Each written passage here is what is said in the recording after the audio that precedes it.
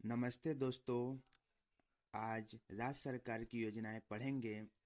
राज्य और योजना: उत्तर प्रदेश मुख्यमंत्री उद्यमी मित्र योजना, digital doctor clinic scheme, buffer में सफर योजना, मेरा शहर मेरी जिम्मेदारी अभियान, मध्य प्रदेश सीएम लाडली बहना आवास योजना, ई स्कूटी योजना, रानी दुर्गावती श्री अन्न प्रोत्साहन योजना, छत्तीसगढ़ महतारी वंदना योजना, मुख्यमंत्री मितान योजना, ओडिशा शहीद माधो सिंह हाथ खर्चा योजना, एकमारा परियोजना, कालिया योजना, सुभद्रा योजना, कर्नाटक मुख्यमंत्री विद्या शक्ति योजना, युवा निधि योजना, कुसुम सी सौर योजना, प्रगति पथ योजना, गुजरात नमो श्री योजना, नमो सरस्वती योजना, श्रमिक बसेरा योजना,